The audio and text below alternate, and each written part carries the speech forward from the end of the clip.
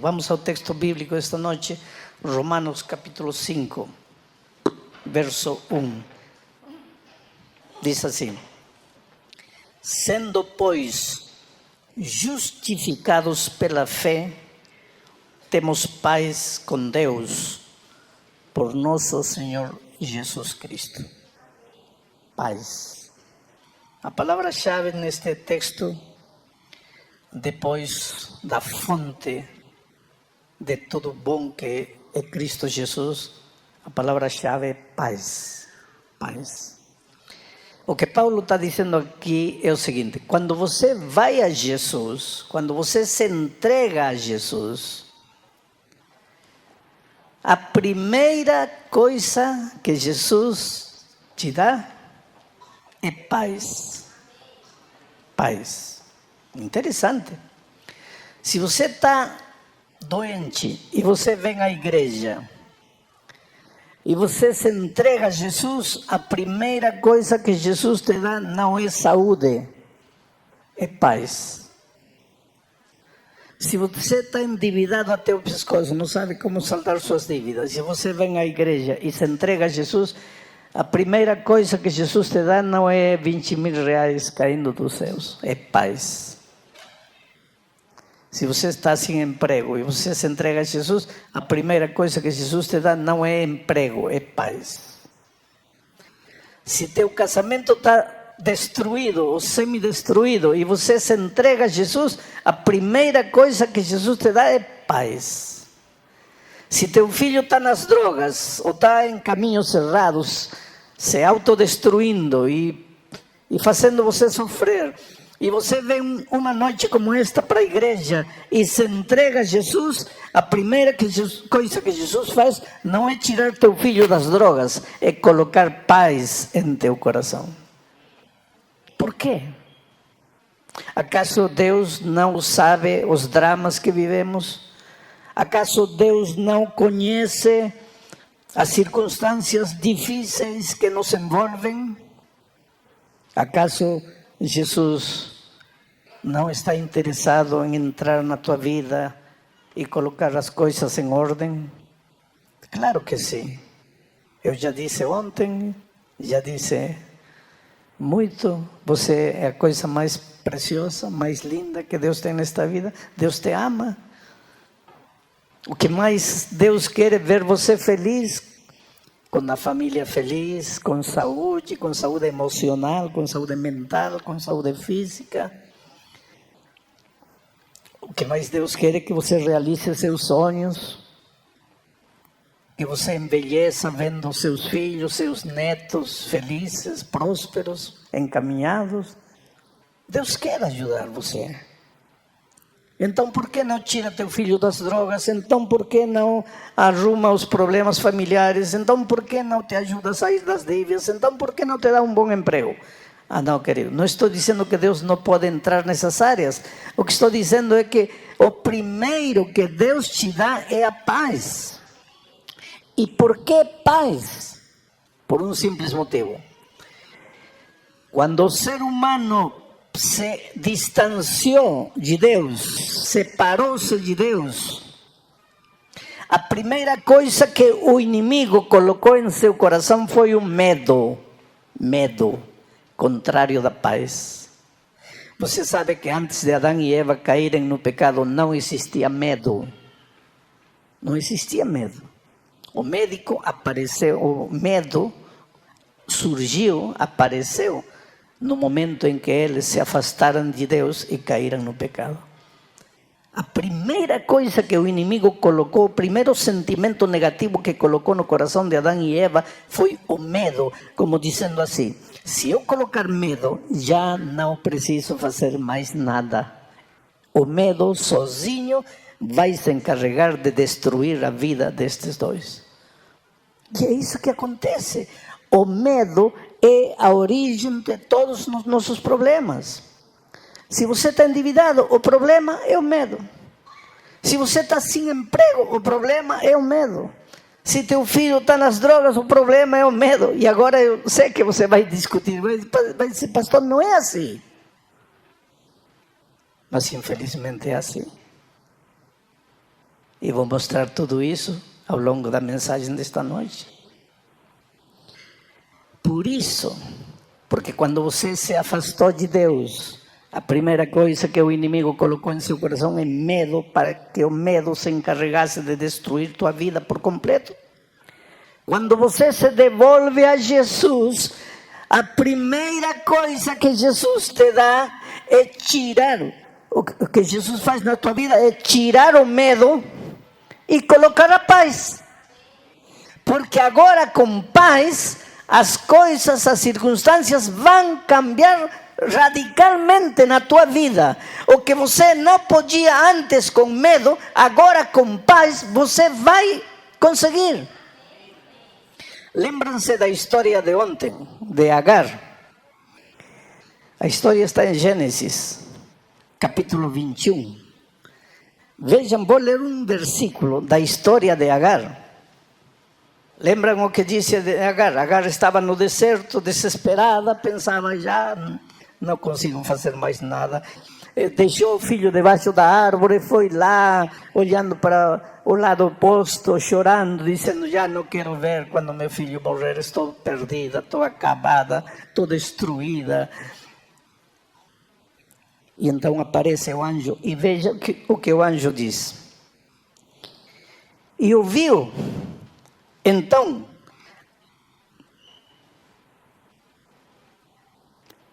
o versículo 17. E ouviu Deus a voz do menino, e bradou o anjo de Deus a Agar desde os céus, e disse-lhe, que tens, Agar? Não temas, não tenhas medo, não temas, porque Deus ouviu a voz do rapaz desde onde ele está. Não tenhas medo. A primeira coisa que o anjo disse para Agar, quando estava ele aqui, no chão, destruída, acabada, perdida, não tem saída, agora só a morte, não quero ver que meu filho morra. E imagina que teu filho pode estar morrendo de sede, ou morrendo nas drogas, ou morrendo na promiscuidade, destruído, e chega um momento em que você diz, não tem mais que fazer por ele, acabou tudo para mim. E nesse momento o anjo de Deus aparece e diz, não tenhas medo. Teu problema não é que teu filho está nas drogas, teu problema é que teu coração está cheio de medo. Teu problema não é que não tem emprego, não é a crise, teu problema é que teu coração está cheio de medo. Não tenha medo. E então a mão poderosa de Deus arrancou o medo do coração de Agar e colocou a paz. E agora, quando Agar se levantou com paz, seus olhos se abriram e ela viu que o poço estava aí. A saída estava aí. A solução estava aí. Só que ela, com medo, não enxergava a saída. Isso é o terrível, o cruel que o medo tem. Te cega. Te faz afogar num copo de água. Te leva para o desespero. A saída para o drama que você está vivendo está aí, mas você não enxerga. E não vai enxergá-lo não vai enxergar a saída enquanto o medo dominar teu coração. Por isso, quando você vai a Jesus, a primeira coisa que ele faz é arranca o medo de teu coração e coloca paz. Paz. Como é que o medo destrói tua vida? Eu não sou psicólogo, mas eu vou falar do medo não desde o ponto de vista psicológico, mas desde o ponto de vista teológico. Deus criou você como uma unidade que não se pode separar. As tuas faculdades físicas formam teu corpo. As tuas faculdades mentais formam tuas ideias, teus pensamentos. Tuas faculdades emocionais, teus sentimentos. Você é um ser espiritual. Você é um ser completo. Não tem como você querer ser apenas físico, biológico, não. Os animais podem ser, você não, você é ser humano. E mesmo você não querendo, querido, você é um ser espiritual. Outro dia alguém disse para mim, pastor, eu não sou espiritual porque eu não acredito em Deus. O fato de você não acreditar em Deus não quer dizer que você deixa de ser um ser espiritual. Sim, mas eu não acredito em Deus. Está bem, pode não acreditar em Deus. Vou te fazer uma ilustração. Você é um ser físico, biológico. Mas você não acredita na fome. Tudo bem, você pode não acreditar. Mas quando chega a hora de comer, vai procurar comida. Mas você não acredita na fome, mas vai comer. Mas você pode escrever 50.000 livros dizendo que a fome não existe, mas vai comer. Você pode gritar, proclamar aos quatro ventos que a fome não existe, vai comer. Porque isso não depende de você, não depende do que você acredita. Você é um ser físico, biológico. Aceite ou não aceite, é assim Deus te criou. A mesma coisa acontece, você é um ser espiritual, não acredito, pode gritar que não acredita, pode escrever livros dizendo que não acredita, mas teu coração sente falta de Deus. Você nunca vai ser completo sem Deus. Agora, o que faz da vida uma vida com sentido? Para ter uma vida completa, uma vida com sentido, você tem que estar no Deus da vida. E Jesus Cristo disse, eu sou o caminho, a verdade e a vida. E Jesus é a vida. Quando você está em Cristo, a tua vida está completa, está íntegra. As faculdades mentais, físicas, espirituais, todas juntas. Você em harmonia. Então tudo que você realiza com seu ser inteiro. E tudo que tuas mãos tocam prospera, progrede. Mas o que acontece quando você se afasta do Senhor da vida? Quando você se afasta de Jesus, que é a vida, você entra no território da morte. Não para de viver, mas já está no território da morte. E sabe o que acontece aqui? Se apodera do medo. Por quê? Seu coração, seu ser inteiro se desintegra, se faz pedaços. E aí você não pode enfrentar os dramas da vida. Aí você não tem mais condições de enfrentar as circunstâncias da vida. Aí você se esconde. Lembra o que aconteceu com Adão e Eva quando pecaram? Se esconderam. Por que se esconderam? Porque tive medo, disse Adão. Uma das coisas que o medo faz é te fazer esconder. Esconder da vida. Esconder da realidade, esconder de ti mesmo. Adão e Eva se esconderam detrás de uma árvore. Às vezes você inventa o orgulho, a soberbia para se esconder por trás de aquela roupagem de orgulho, de soberbia. Existe um menino trêmulo, destruído pelo pecado, com medo de vencer, medo de viver. Você grita, mas por trás desse grito há uma criança chorando, desesperada, com medo. Você compra, e por trás desse compra, há uma criança que não sabe como preencher o vazio do coração humano. E você não percebe. Então aqui você joga a culpa na esposa, no esposo, no filho, na situação política, na situação financeira do país, na crise. Joga a culpa no vizinho, joga a culpa nos pais que não te amaram, que não te ajudaram. Joga a culpa no irmão, joga a culpa em todo mundo. E finalmente joga a culpa em si mesmo. E então você acha que o único que você merece é morrer e pegar um revólver e se dar um tiro. Muita gente termina assim. Agora, a vida é tão simples.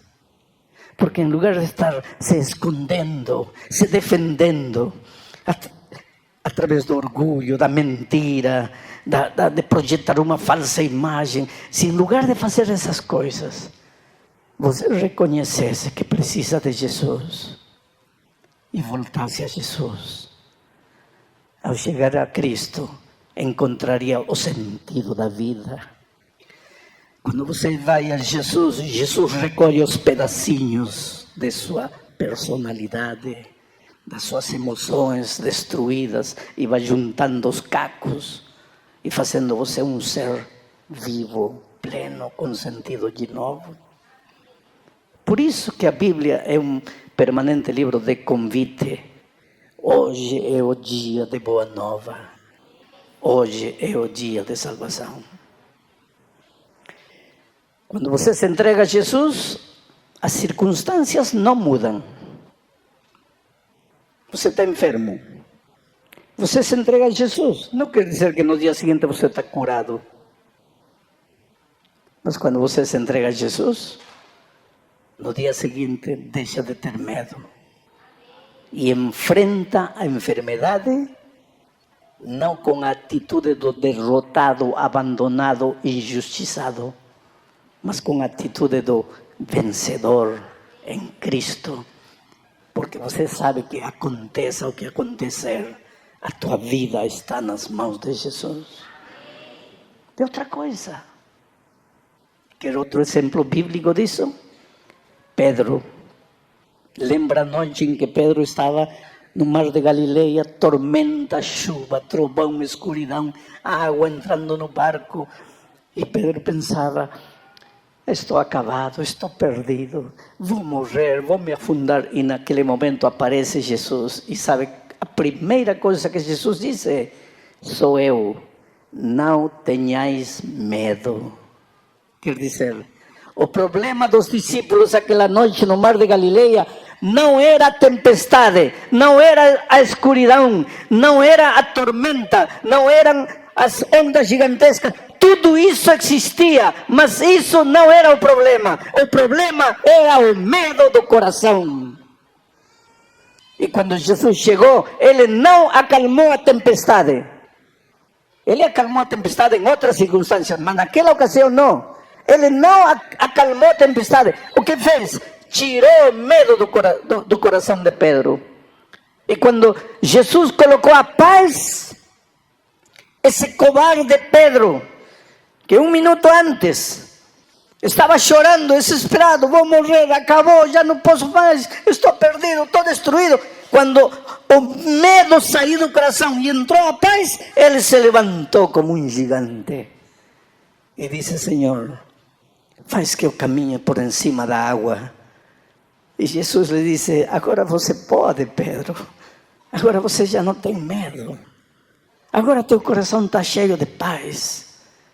E aquele Pedro começa a pisar em cima da água. Havia tormenta? Sim. Mas que importa a tormenta, se agora teu coração está cheio de paz? Havia escuridão? Claro que sim. Mas que importa a escuridão se teu coração está cheio de paz? Oh, querido, às vezes nós, os cristãos, queremos soluções instantâneas, miraculosas de parte de Deus. Mas Deus quer solucionar os teus dramas, primeiro curando teu medo, enchendo teu coração de paz. E agora, o melhor instrumento para resolver teus problemas vai ser você mesmo, mas você cheio de paz. Porque você com medo é um derrotado, é um fracassado. Vai viver sempre uma vida mentirosa, uma vida inventada por você, uma vida que não existe, escondendo-se de tudo. Mas quando você tem paz no coração, você se mostra. Você encara a vida com atitude vitoriosa. E Deus tem sonhos fantásticos para você. Sabe que ao longo da minha vida Eu encontro pessoas... Eu faço evangelismo no mundo, sabe? Em diferentes países, em diferentes circunstâncias. Encontro gente pobre, acabada, destruída pela vida, marginais, delinquentes, prostitutas, gente que não sabe o que fazer, não sabe para onde ir. Mas também encontro gente extraordinária, cidadãos de respeito, de posição social elevada, de posição financeira extraordinária, gente que aparentemente não faltaria nada na vida deles, e no entanto, os primeiros e os segundos, em algum momento da vida, dizem: Senhor, eu preciso de Jesus, meu coração está vazio, minha vida não tem sentido, não sei o que fazer. O fato de você estar presente esta noite não é apenas a cortesia que você demonstrou com um amigo que te convidou para vir à igreja. O fato de você estar presente nesta noite é que teu coração está buscando.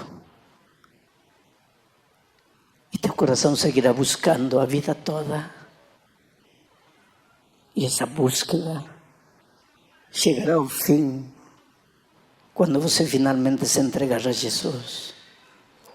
Então não terá mais que correr. Então não terá mais por que se esconder. Então não terá mais por que temer. Porque Jesus terá concedido para você a paz que te capacita para viver uma dimensão da vida que talvez até hoje você não conhece. Eu conheci há muitos anos atrás o dono de uma fábrica de farinha, um homem cheio de dinheiro, mas um homem vazio, prepotente, soberbio, orgulhoso. O dinheiro que pode ser uma bênção nas mãos de aqueles que temem a Deus, torna-se uma maldição nas mãos de aqueles que não têm o temor de Deus. O dinheiro às vezes é usado para explorar, para abusar, para controlar a vida das pessoas. E este homem usava o dinheiro dessa maneira. Gritava. Podia pagar o salário, sexta-feira, às 4 da tarde, não pagava. Uma fila enorme de gente esperando o salário. Por que não paga? Porque, no fundo, o que ele queria era ver aquela fila enorme de gente dependendo dele. Crueldade. Apenas crueldade. Injustiça humana. Foi enlouquecendo, até que um dia tiveram que levar ele para o hospício, louco. Depois de um tempo saiu do hospício, ficou em casa, ainda aéreo. Ficava andando pela rua, todo ido assim. Não tinha noção da vida, da realidade. Até que um dia entrou na igreja assim e recebeu a palavra de Deus em seu coração. E nunca teve tanta paz em sua vida como quando ouviu a pregação aquela noite. Quando terminou a reunião, procurou o pastor e lhe disse: quero uma Bíblia. E começou a estudar a Bíblia. Agora voltou para casa com a Bíblia na mão. Voltou para casa com a Bíblia na mão e não se afastava da Bíblia. Dormia com a Bíblia, se levantava com a Bíblia, tomava café da manhã com a Bíblia, andava com a Bíblia, na rua com a Bíblia, na casa com a Bíblia, em todo lugar com a Bíblia. E a família olhava para ela e entre eles diziam: a loucura agora lhe deu pela Bíblia. O que ninguém sabia é que o Espírito de Deus estava trabalhando nesse coração. Estava trabalhando nesse coração e de repente seus olhos começaram a se abrir. O medo fugiu, chegou a paz. E agora com paz seus olhos se abriram para a vida, e percebeu que estive fazendo toda a minha vida, maltratando as pessoas, abusando do dinheiro que tenho, do poder que a vida me deu. Sua vida se transformou por completo. E um dia entrou ao tanque do batismo para ser batizado. E o testemunho da sua vida impressionou tanto a família, que a família toda veio para a igreja e entrou no tanque do batismo. Ontem de manhã eu preguei uma mensagem de Ageu e eu quero ler esta noite para vocês de novo um versículo dessa história que deixei de propósito para ler esta noite. Vejam o que diz Ageu capítulo 2.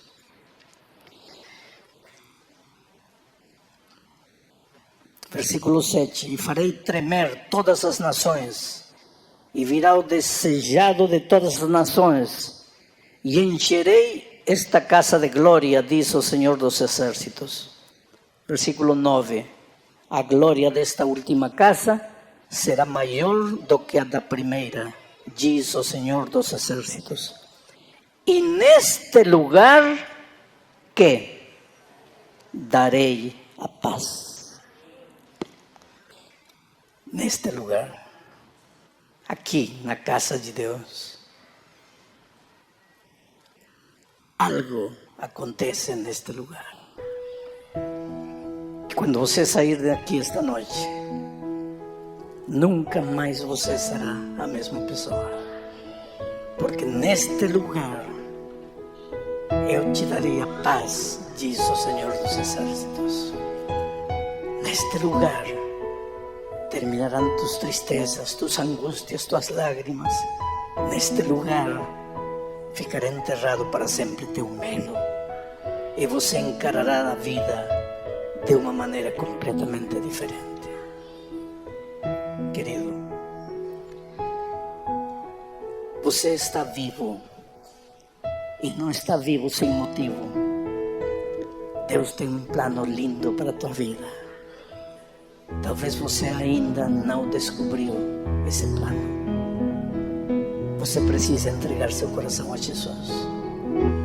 Você precisa dizer: Senhor, tira o medo, coloca paz. Só Jesus pode fazê-lo neste lugar. O medo, e agora eu sei que você vai discutir, vai dizer: pastor, não é assim. Mas infelizmente é assim. E vou mostrar tudo isso ao longo da mensagem desta noite. Por isso, porque quando você se afastou de Deus, a primeira coisa que o inimigo colocou em seu coração é medo, para que o medo se encarregasse de destruir tua vida por completo. Quando você se devolve a Jesus, a primeira coisa que Jesus te dá é tirar. O que Jesus faz na tua vida é tirar o medo e colocar a paz.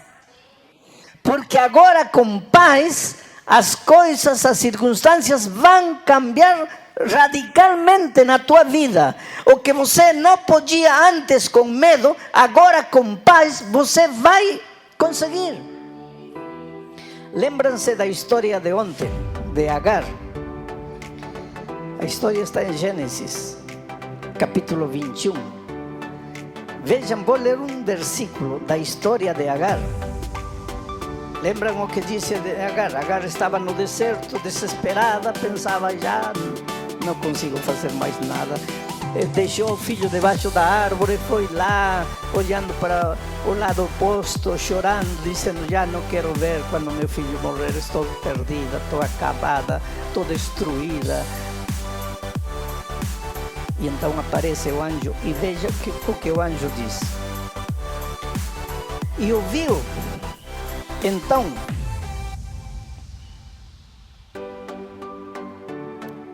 o versículo 17. E ouviu Deus a voz do menino, e bradou o anjo de Deus a Agar desde os céus, e disse-lhe: que tens, Agar?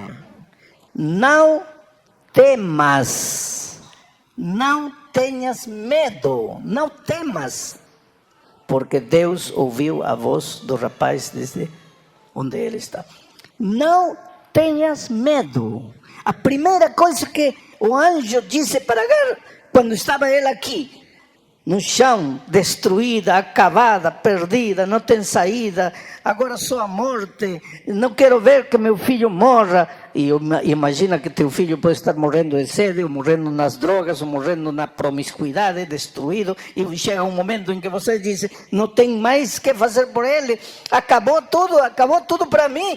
E nesse momento o anjo de Deus aparece e diz, não tenhas medo.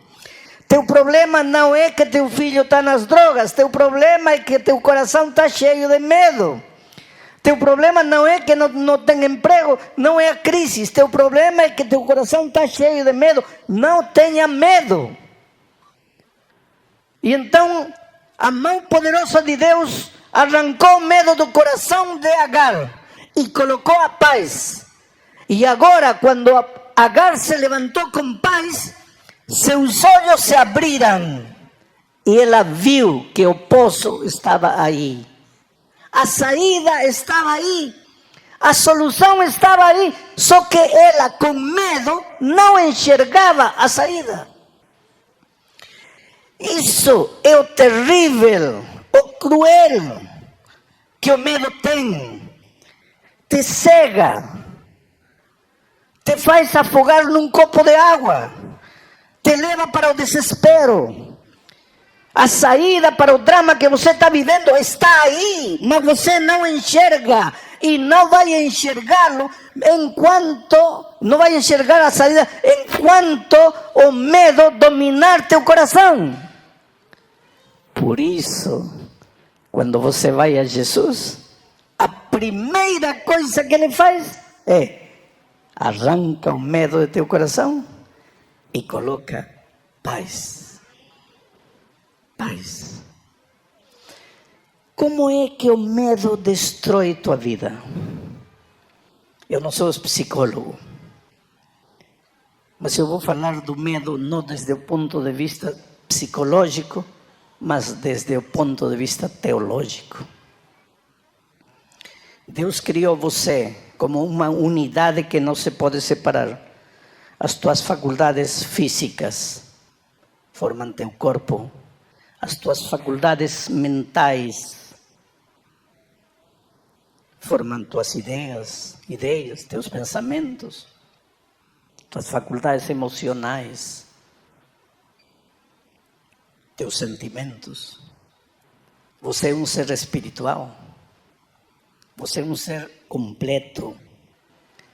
Não tem como você querer ser apenas físico, biológico, não. Os animais podem ser, você não, você é ser humano. E mesmo você não querendo, querido, você é um ser espiritual. Outro dia alguém disse para mim, pastor, eu não sou espiritual porque eu não acredito em Deus. O fato de você não acreditar em Deus não quer dizer que você deixa de ser um ser espiritual.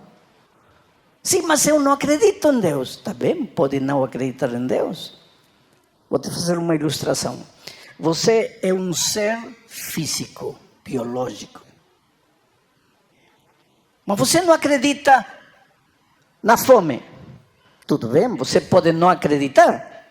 Mas quando chega a hora de comer, vai procurar comida. Mas você não acredita na fome, mas vai comer. Mas você pode escrever 50.000 livros dizendo que a fome não existe, mas vai comer. Você pode gritar, proclamar aos quatro ventos que a fome não existe, vai comer. Porque isso não depende de você, não depende do que você acredita. Você é um ser físico, biológico. Aceite ou não aceite, é assim Deus te criou. A mesma coisa acontece. Você é um ser espiritual. Não acredito. Pode gritar que não acredita. Pode escrever livros dizendo que não acredita. Mas teu coração sente falta de Deus. Você nunca vai ser completo sem Deus. Agora, que faz da vida uma vida com sentido? para ter uma vida completa, uma vida com sentido, você tem que estar no Deus da vida. E Jesus Cristo disse: eu sou o caminho, a verdade e a vida. Jesus é a vida. Quando você está em Cristo, a tua vida está completa, está íntegra. As faculdades mentais, físicas, espirituais, todas juntas. Você em harmonia. Então tudo que você realiza com seu ser inteiro. E tudo que tuas mãos tocam prospera, progrede. Mas o que acontece quando você se afasta do Senhor da vida? Quando você se afasta de Jesus, que é a vida, você entra no território da morte. Não para de viver, mas já está no território da morte. E sabe o que acontece aqui? Se apodera do medo. Por quê? Seu coração, seu ser inteiro se desintegra, se faz pedaços. E aí você não pode enfrentar os dramas da vida. Aí você não tem mais condições de enfrentar as circunstâncias da vida. Aí você se esconde. Lembra o que aconteceu com Adão e Eva quando pecaram? Se esconderam. Por que se esconderam? Porque tive medo, disse Adão. Uma das coisas que o medo faz é te fazer esconder. Esconder da vida. Esconder da realidade. Esconder de ti mesmo. Adão e Eva se esconderam detrás de uma árvore. Às vezes você inventa o orgulho, a soberbia para se esconder por trás daquela roupagem de orgulho, de soberbia. Existe um menino trêmulo, destruído pelo pecado, com medo de vencer, medo de viver. Você grita, mas por trás desse grito há uma criança chorando, desesperada, com medo. Você compra, e por trás desse compra, há uma criança que não sabe como preencher o vazio do coração humano. E você não percebe. Então aqui você joga a culpa na esposa, no esposo, no filho, na situação política, na situação financeira do país, na crise. Joga culpa no vizinho, joga culpa nos pais que não te amaram, que não te ajudaram. Joga culpa no irmão, joga culpa em todo mundo. E finalmente